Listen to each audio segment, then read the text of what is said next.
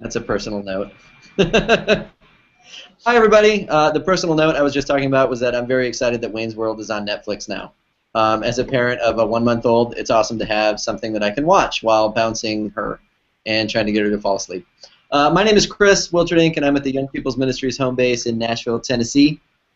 And we are hanging out this morning talking about the benefits of calendaring a year or more in advance for your ministry with young people. And we'll just kind of do round-robin conversation and see where it takes us. But before we get into our topic for the day, I'm just going to kind of pass the ball around and let our staff say hey and introduce each other. Whoever wants to go first, you're totally welcome. Hey, this is Rory. I'm here in Atlanta, and I'm meeting you from a coffee house in my neighborhood because I want to be out with people and be out with young people today. So I'm here in Atlanta representing the Southeast jurisdiction.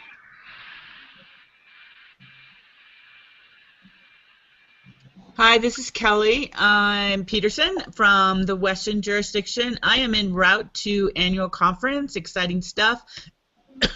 Excuse me, which will begin Wednesday. So super busy week ahead. Hey everybody, my name is Carl Gladstone and I serve as the North Central Jurisdiction Regional Staff Person. I'm here in Detroit, Michigan, where we are busy welcoming volunteers for our Motown Mission trip. And so we're really excited about a busy summer of that, and we're looking forward to all the things coming up in the next year with Young People's Ministries. I like your segues, Carl Gladstone. Not just the kind that you ride around Detroit when you want to take a hipster tour. Abby, welcome. Yay! I don't know why I didn't get the invite. Sorry. I blame myself. But we were just getting started and saying hi. How's everything with you? Super. I am at my parents' house in San Antonio. So that's where I'm coming from today. Were you at the Spurs game late last night? Dogs and rain and such like that. We just got done with the annual conference, and I had to pick up my dogs that were being puppy sat by my mom. And then you had to party after the basketball game last night. Woo! Unfortunately, I'm married to a Cuban from Miami. Oh.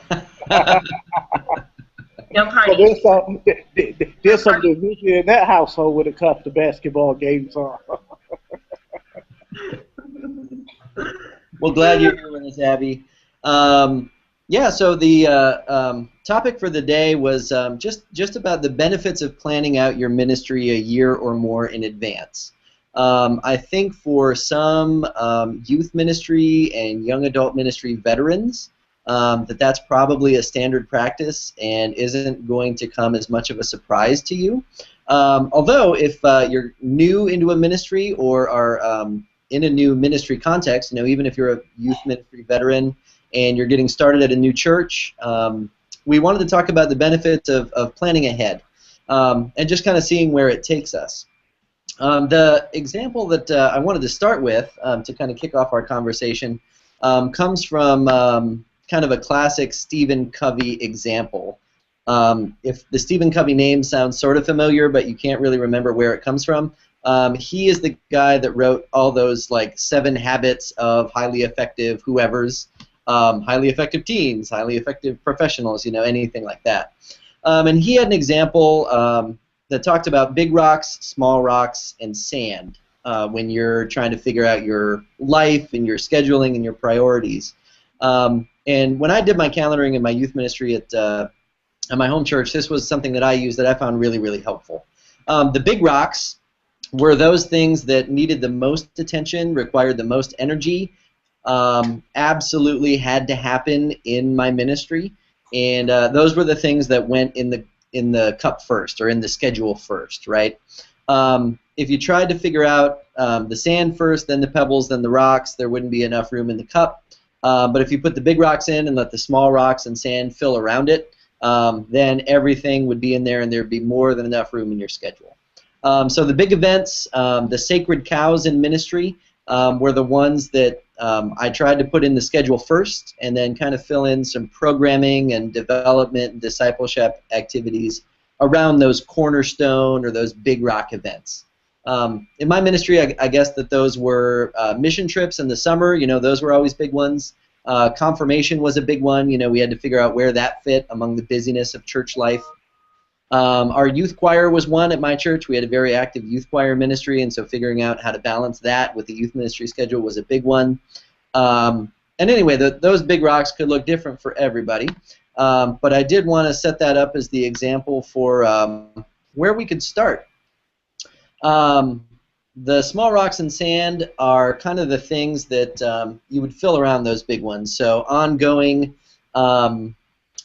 ministries, volunteer training, adult worker support, staff support. Those would be kind of the smaller things that you could fill in around those big rocks. Anyways, just thought that we would kind of start there and then kind of see where we go off of that. Any observations about the big rocks that you all have faced in your ministry, or benefits you found of calendaring out a year or so in advance? Well, Well, Chris, I would say as conference staff, I'm also conference staff, that I do have to sign contracts a year in advance. And so I find it really helpful when youth directors contact me and say, I know summer camp is happening. I know Bishop's confirmation retreat is happening. I know your winter event is happening. Do you have those dates? Because, you know, the conference website and calendar doesn't go out a year in advance, but I definitely have those dates, and I appreciate it when I have communication from youth workers who then can put that into consideration in their planning, because it's really, you know, frustrating on both parts when I get that email like, oh, I wish I would have known your event was on that weekend. We planned our bake sale. And sometimes just communication with your conference leaders who schedule those ongoing events that happened every year is a real easy way to get those big rocks set in place before you start filling up other things.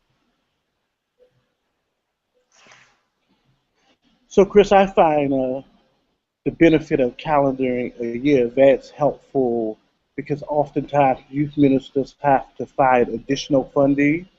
And so when you have a good calendar in place, it's much easier to come up with a great budgeting process and also a process of how to raise that additional money, and families and young people will know how much money they need to allocate and those kind of things. So using that big rock, small rock, sand approach is really helpful when it comes down to the dollar.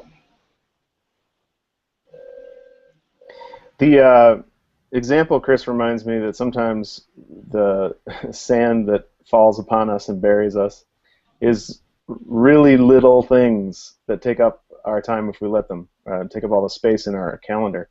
All the little paying the rent things that really are only tangentially essential to youth and young adult ministry. And I guess I wouldn't like to list out things because they might be different for different people, but we kind of, I'm assuming that we all kind of know what those things are in our life, and when we can put those in perspective of how they serve the larger events, then I think that we both kind of have room and have room in our sanity for all this kind of important work.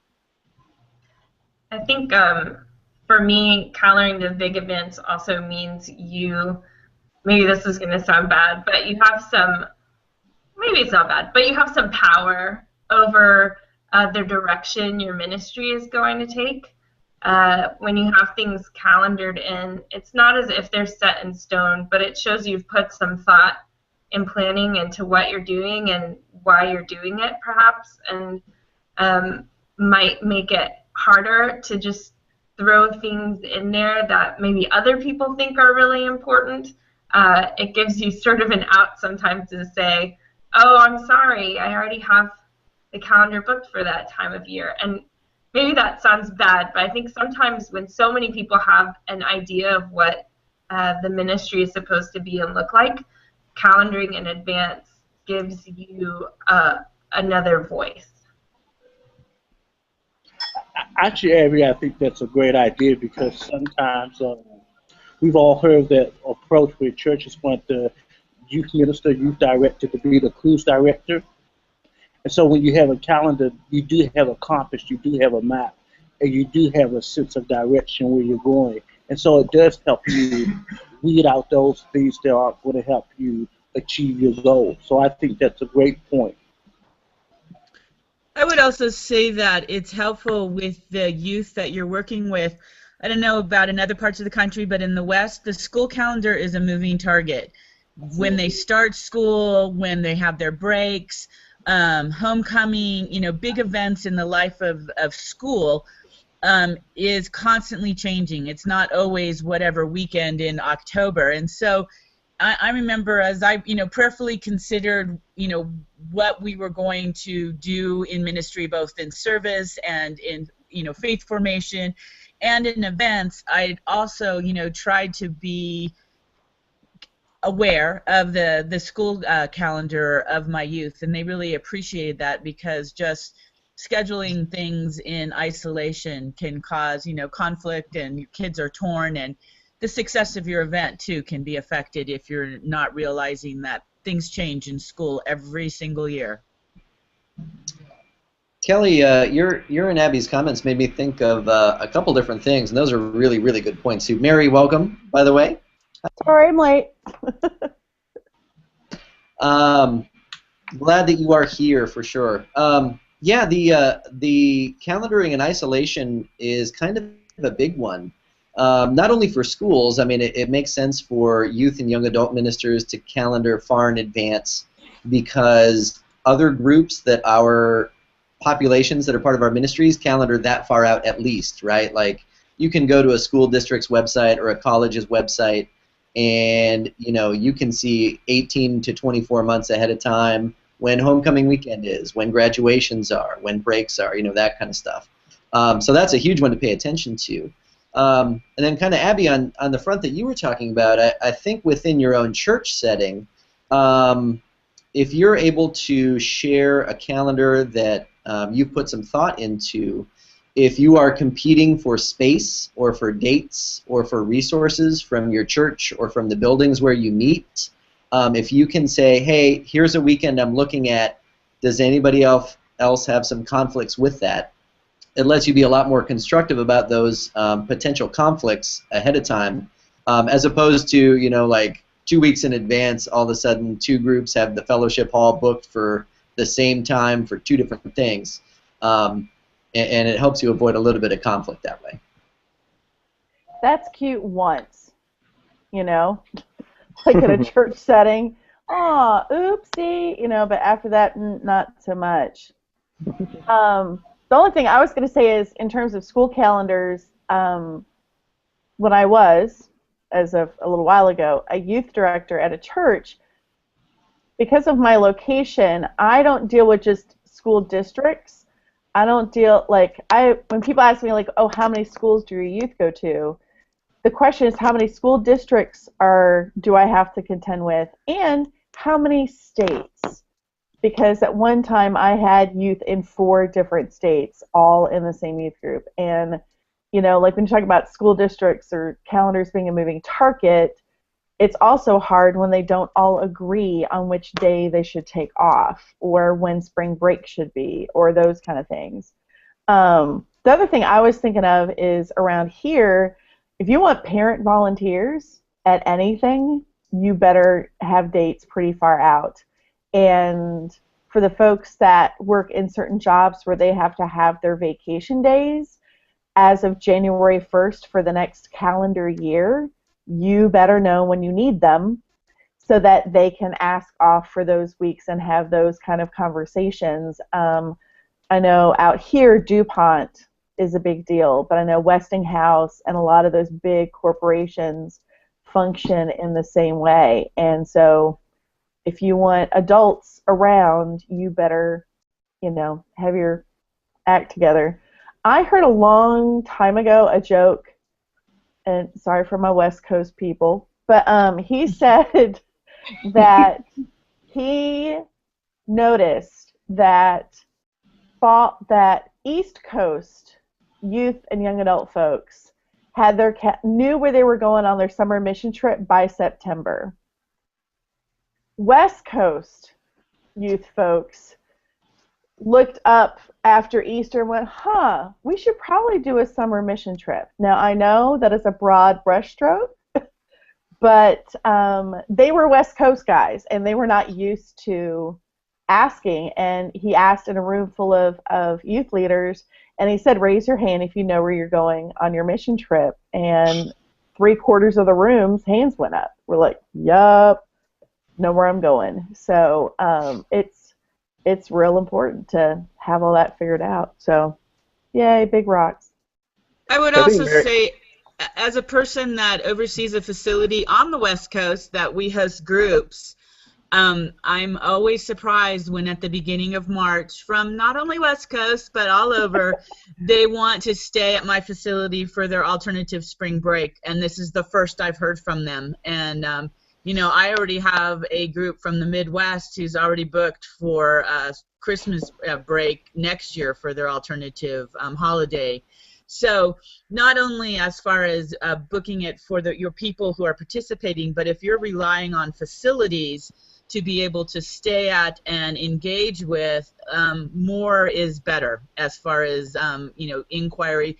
You know, we can soft schedule people, but if we know they're at least thinking about it, then as you know, time gets closer, we can firm up their actual reservation. But it's so nice, rather than I really feel bad. I just had this happen, that I had a group say, oh, you know, we need somebody for, you know, 46 people for our spring break that's happening in 6 weeks. And, you know, I was completely booked and didn't really have a lot of alternatives to suggest that they check out. So that's also really important, I think. I think that we're also not just talking about getting things on a calendar, but because you could do that 12 months out and then forget about it until 3 months out and still have just as few people planning to do this event as if you had started planning it, you know, 5 days ago. So the groups that we've had the most success with here at Motown Mission have been the ones that they schedule about a year out, and then they spend the next you know, 10 to 12 months doing group team building, some study around whatever experience they're going toward. You know, if this is in the youth context and you're planning your fall retreat, maybe it's building small group leaders and a theme that those youth small group leaders will be helping their peers, you know, discuss, something like that. But spending that time, that intervening time, doing the investment, and making the decision to put that thing down on the calendar, as Mary suggested, right? Not just you in your office getting it on the calendar, but the leadership team, the adults who need to plan you know, vacation time and all of that. So we're really talking about setting up a 12-month preparatory time, not just writing something down on a calendar. Carl, I'm really glad that you went that way, because the big picture thought I was having as we went through our different examples was that getting those things down on a calendar really frees you up to focus on the planning and on the relationships that you're going to develop as part of that plan, right?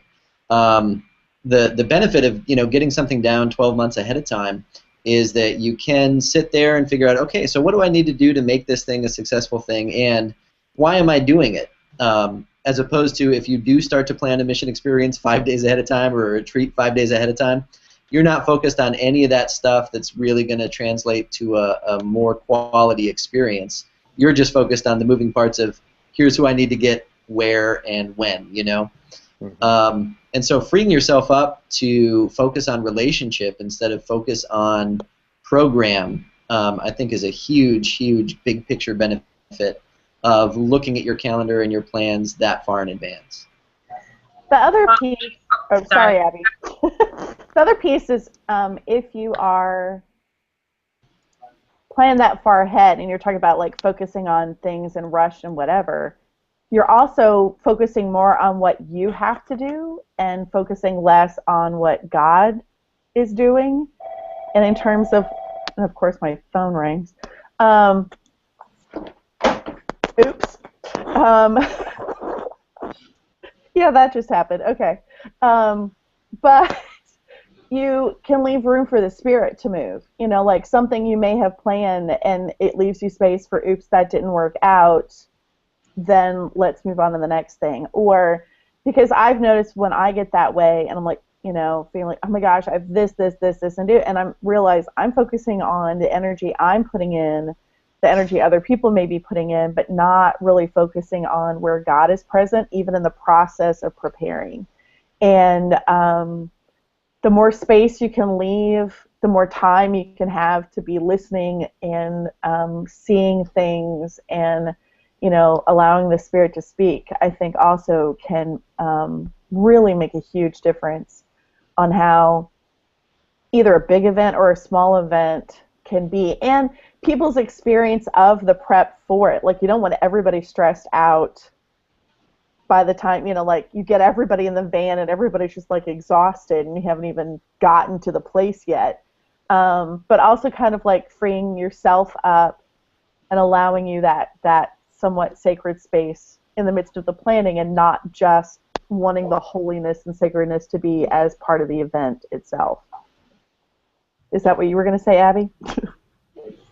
Well, something like that. And so I was just going to say that we've talked about what the planning does for us and our ability to help people work on our team, but I also think planning ahead allows us to do good ministry with the rest of the people around us trying to do good ministry. So, we've all heard and read the statistics about intergenerational youth ministry and thinking more broadly, and instead of just thinking of, this is youth ministry and we do our own events and our own things, and children's ministry does this stuff.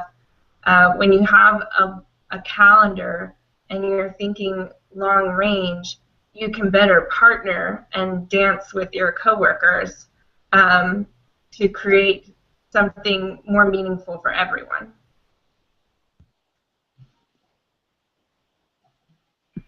I'm thinking back to Rory's observations as well.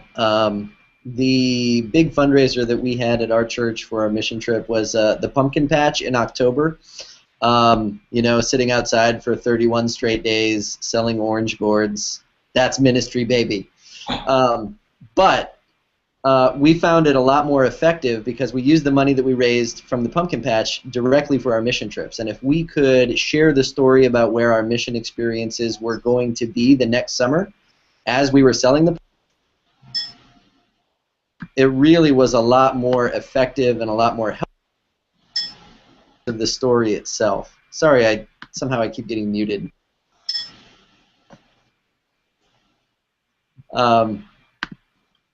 Anyways, so that story sharing part I think was a big deal in terms of the success of our ability to fundraise around a specific event. I think we lost Kelly as part of the muting and unmuting something. I hope she's okay. I think everybody. She's all right. Kelly's annual conference starts tomorrow, in case you're wondering. So keep Kelly and Cal Nevada in prayer as as this week goes along. One of the reasons that this topic came up as an idea for our staff to talk about actually has something to do with a series of events that our office is planning, because we work on a quadrennial time scale, right, like good Methodists do. Use that word and throw it around every 4 years like we should. But coming up this fall and next summer, the youth event, which is the national gathering for United Methodist Youth and their leaders, is going to be taking place. The actual youth event is going to be down in Orlando, June 24th to the 28th of 2015. And that is like, about a year away. It is sort of a big trip, if you're going to get your group down to Orlando, depending on what part of the country you're coming from. It does involve some planning. It does involve some travel. It might involve some fundraising to kind of help that travel and help registration. But if there's something that we are going to really have some value in, I think is going to be a great gathering. Before I really get into an infomercial and showing off the awesome hat that I have for Youth 2015, I'm wondering if, Abby, you might be able to talk about some of the process for planning ahead, using some of the ideas and conversation that we've tossed out so far. Yeah, I'm not sure if I have all those answers, but I just thought there are a lot of people that know they should and want to plan ahead, but the actual process of doing it is hard, or you don't know how to start. So for me, I don't know about anyone else, but I usually took a couple of days in July and would sit down and sort of prayerfully think through the year. I would get all the school calendars and put all those dates into it. I laid out a real calendar. I couldn't use my computer. I'm bad at that. I just laid out a big thing so I could see it all as one picture. And I would put all the school dates in and all the big church events in. And if I knew when there were conference events, I would put those things in. And I would also just pray about what did I want my students to get out of this year. And then I would start, actively going, okay, here's something we do every year. We do it at this time. And sometimes I would judge that thing, like, is this something important? Should we still do it? I would color code things at times, but when I was done, I would present that whole thing to my youth council and allow them to look at the calendar and maybe pick a theme that we wanted to focus on, or maybe take something off the calendar that we've always done. We'd think through it if that was still something our group needed or not. So it took a good month to get other voices to look at it as well, before it was sort of, this is our calendar that I would present usually at a parents meeting in August when we had our kickoff. So that was my method. I don't know if others have other ways of doing it. In our church, the staff does, every week we do a 2-week look ahead, which is like minimal looking ahead. We also do, like Abby was talking about in the summertime, is look at, as a whole church, what do we have coming on in the full year as a staff, but then also every quarter the church council looks at least 6 weeks out every 3 months. So you hear a 3-month block twice before it actually comes to that time.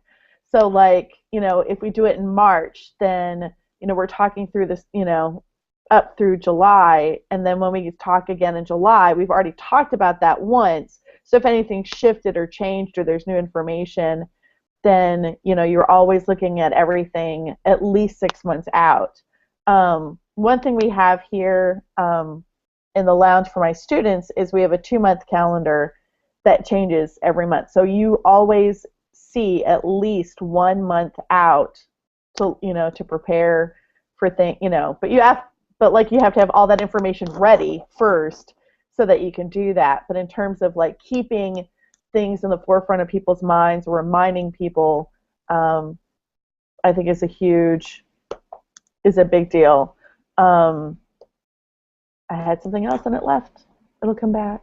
Oh, the other thing is, if you want a specific date for something, like if confirmation is always on Pentecost, and we know those dates move, so if that's your end date and you have however many class sessions, you need to know when the end is to figure out when the beginning's going to be, to then figure out if there's field trips that go in that, like on week 5 we always do this, then you need to have that figured out as well. And so that's another thing in terms of, I'm a deadline person, and I know this. So if you know when the end is, then you can plan backwards to figure out when the beginning needs to be.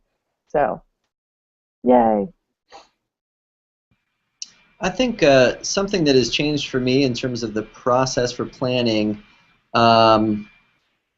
has kind of evolved since I started in youth ministry, just because of the nature of the tools that we can use to share calendars now. I think it lets things, like you were saying before, Mary, leave some room for the Spirit to move. If there's changes that need to be made than they used to be, I remember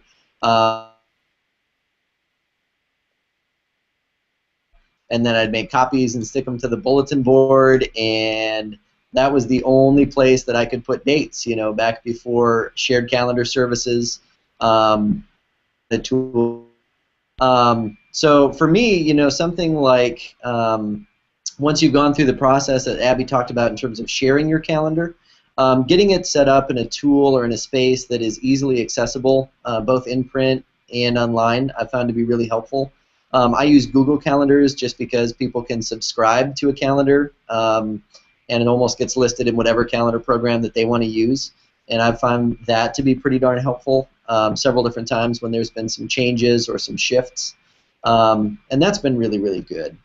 The other piece in terms of process is kind of an expansion of Abby's vision, where if you can talk about what the vision of your ministry is and why the pieces you're going to offer in the next year are going to help you meet that vision, it lets you sort of align your energies along with pieces that the rest of the church is working on. And so if you do find some dates that are like a Pentecost or whenever graduation Sunday is going to be, or Christmas is, end of the first semester, you can find some places to come up with some nice tied together thematic things that involve the rest of the larger church community in a really, really cool way.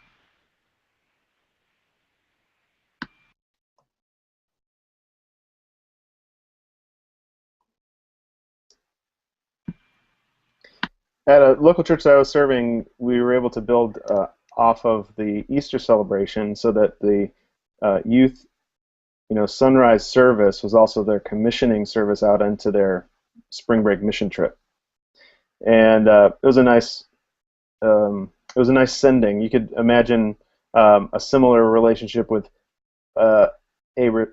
receiving back kind of event, where if you can always be going off on a mission trip, for instance, or something like that, and always be coming back at whatever it is, homecoming or the summer barbecue or whatever.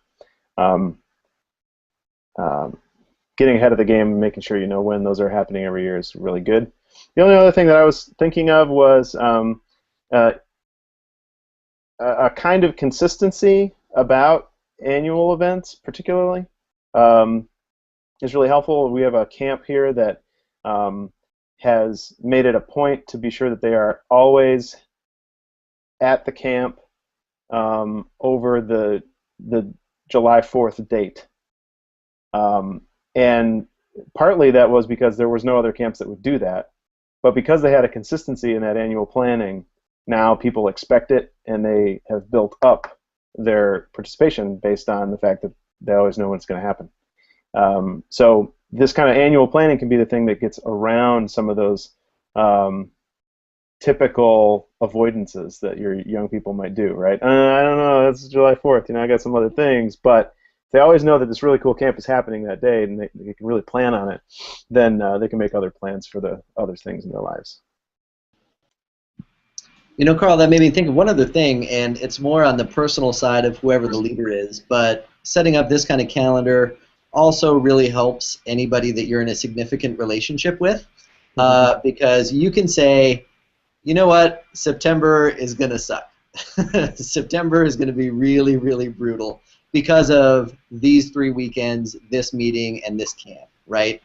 And in terms of relationship, that can be a really good thing, because not only are you preparing yourself and those that are going to be part of your ministry, but if you've got a significant other or family that needs to be aware of when you're in a real crunch time, having those dates on the calendar and the time to talk through them and process them and let them have some space to say, wow, yeah, that is going to be really rough. Let's figure out how we're going to make home life work during that time, is another really, really big benefit.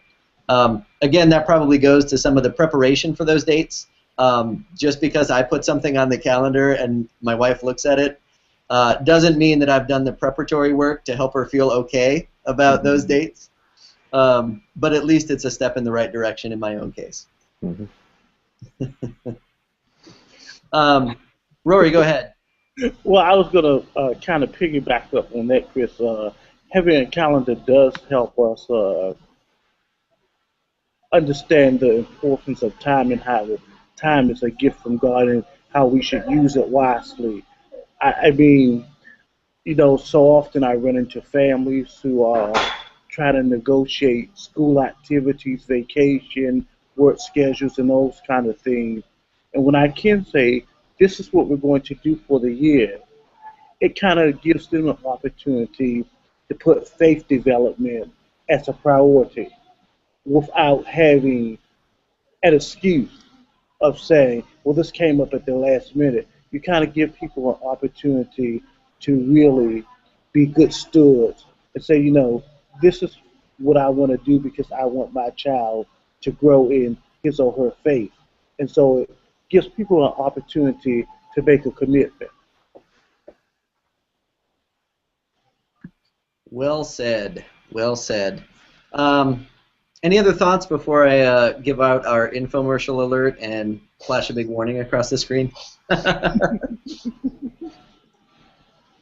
All right. I think if we've covered where we want to be, I think it's been a great conversation, and I do hope that folks see the benefits of planning ahead, and also picked up some ideas for some process that you can use to start that idea in your ministry.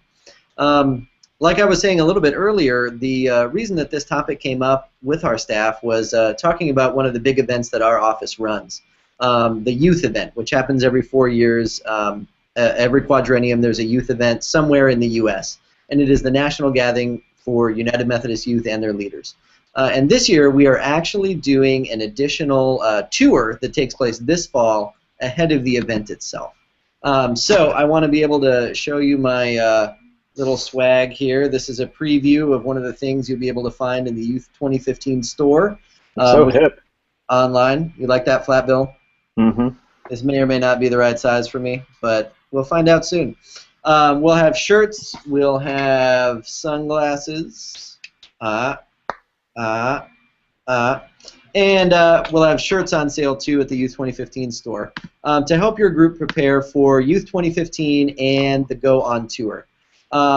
We want to get this on your calendars because we really believe that it is a genuine opportunity for your group to start participating in a national level discipleship event.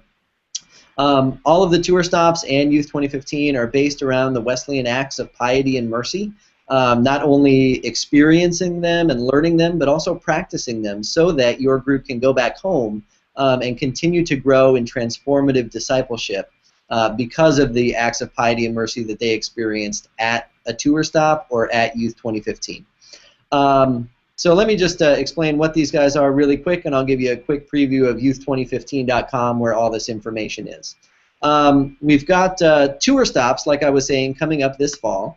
The Go On Tour, this is the first time that we've tried to do a tour in advance of the youth event, and I'm really, really excited about them. We've got 10 stops set up all over the country. And if you go to youth2015.com, you can hover over these graphic tiles that are in the middle of the page and get details about the date, location that the tour stops are going to take place. Our very first one is September 13th in Atlanta, Georgia at Clark Atlanta University. And it's actually part of a larger event that Rory is helping to coordinate and plan for a larger weekend in the North Georgia Annual Conference. If folks just want to show up for our worship concert piece, they're totally welcome to, and they can get tickets here. It continues for the next 10 weekends in a row.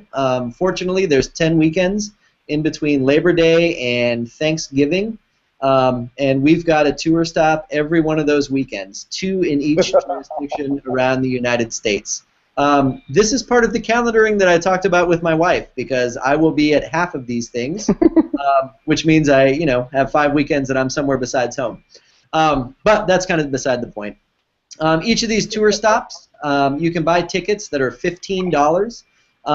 They're $15 each, and one of the really, really cool parts of attending a tour stop is not only do you get a preview of one of the artists who's going to be at Youth 2015 and some of the speakers that will be at Youth 2015.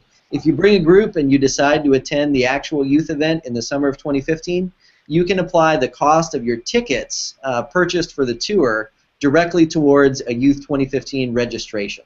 So basically, if you buy tickets for a tour stop, you show up, you love it, and you want to come to Youth 2015, your concert ends up being free because the cost of your tickets can be applied towards registration for the actual youth event, which is a big deal. How much was that, Chris? Was that free, you say? 1.5, like Youth 15. It's almost as if someone planned it. Chris, I think there's a caveat. There's only one free registration, right? It is up to one fully paid registration. That is correct. Which is still a pretty darn good deal. You would have to bring a pretty sizable group if you were going to end up getting a completely free registration. But it's very, very doable by attending a tour stop. Ticket sales for the tour are live right now at youth2015.com, and we'll be announcing that via our various social media platforms in the coming weeks. Youth 2015 itself is in Orlando, Florida, June 24th to the 28th of 2015. It's at the Marriott World Center, which is the largest Marriott in the world, actually. It's kind of this huge place where all of our worship, all of our big room events, all of our workshops can all take place in the same spot that we're staying. Lodging is included with registration costs at Youth 2015, which is pretty awesome. We also have an Youth Leaders Resources page that I want to point out to all the youth leaders there. If you scroll down the homepage, you'll notice that there's kind of this green bar that pops up as you scroll down. If you click on that, it gives you the chance to download a promotion kit, check out our latest Youth 2015 video, download it and share it with your youth group for your own purposes. And then also several different documents that will be helpful in your planning. An interactive budget estimator, a cost-saving and fundraising tip document, information about the hotel, FAQ sheets, both for participants, parents, as well as for youth leaders, and then some ideas for different things to do in Orlando itself. Also, there's the opportunity to download a free copy of Youth Specialties 101 Fundraising Ideas if you are willing to put in your name, your church name, and your email address, where you'll get signed up for the Youth 2015 email list, as well as some updates from Youth Specialties. We really want to help people prepare for the event itself. Obviously, it's one that you need to plan for because there is some tour and there is some time between now and when the event itself happens. But we're really excited about the event itself and really hope that by setting up your calendar a year in advance, it's as easy as possible for youth leaders and their groups to be able to attend a national level youth event where they can experience community and discipleship in a really meaningful way. You will start to hear a lot of stuff about Youth 2015 and the Go On Tour in the coming weeks and months, and we really look forward to these things. Actually, our regional staff are all going to be able to attend some of the tour stops that are in their areas. So if you've been watching us or checking us out on YouTube, you'll get the chance to interact with us a little bit in person, perhaps, if you're able to come to one of those tour stops. And generally, I'm just really excited about them and can't wait for them to happen. Those of you listening and on our Hangout right now, was anything confusing? Because I just sort of started talking and then kept talking. So did I miss anything, or should there be something I can add more clarity to? When can people buy tickets for Youth 2015? Excellent. So tickets for the tour are on sale right now, live as of June 16th, 2014. For the actual youth event, if you go to a tour stop, you'll have the chance to register early by attending one of those tour stops. So like if your tour stop is September 13th in Atlanta, those people that are in Atlanta September 13th will get the chance to register for the Youth 2015 event at that date. If you don't go to a tour stop, general registration opens November 24th of 2015. And we do have a deposit structure that's in place, so it's not like you have to register and pay for your entire group when you register. I believe right now our down payment is 2 fully paid spots, and basically that's because we believe every group that comes to Youth 2015 needs 2 unrelated adults if they're going to be part of Safe Sanctuaries policies like we want the youth event to be. So you put down 2 fully paid registrations, and then we'll save your spot going for the future. Carl, I should also say that the early bird rate kicks in there November 24th. So the best price you can get for Youth 2015 is $420 per person, and that is for folks who register between November 24th, 2014 and January 31st, 2015. After January 31st, the cost goes up to $450 a person, And then after March 31st, it goes up to $475 a person. So it really is a good deal, especially if you plan ahead and can register at the super early rate. I should also state that registration cost includes 4 nights lodging at the Marriott World Center. So when you're looking at that price, it does include lodging at the hotel. It includes 3 dinners. We're trying to do some like agape meals before our evening worships where there's kind of some community and conversation that can happen. So it includes dinners Thursday, Friday, and Saturday night of the event. And then it also includes any activities related to Youth 2015. So if that's workshops, if that's on-site missions, if it is really anything that we offer, it's all included in that registration price of $420 for the early bird rate. Chris, did you put a link to the webpage up on this? I can add it to the YouTube comments for sure. Youth2015.com is the website, and I'll make sure that we put that on our YouTube link once we've got it uploaded. Thanks, Kelly. Uh-huh.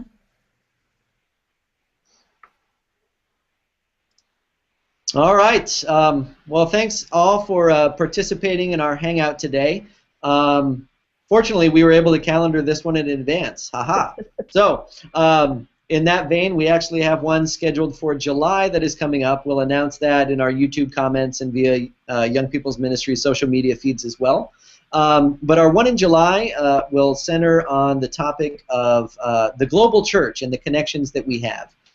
July is the 2014 Global Young People's Convocation and Legislative Assembly, which takes place in the Philippines. And our Google Hangout will take place just before several of us leave the country to participate in that event and do some leadership development, discipleship, and then, of course, some legislative work with young people from around the globe that will be gathered there together. Should be a great time. I do hope and pray that all you youth and young adult ministers and leaders out there are staying sane in the busyness of summer between mission trips, your ministry folks having all sorts of free time because it is the summer, and then, of course, taking time for yourselves as well. Summertime is a beautiful time, and I hope it's good for your soul. Thanks for hanging out with us today, and we'll see you all in July. Bye. Adios. Everybody.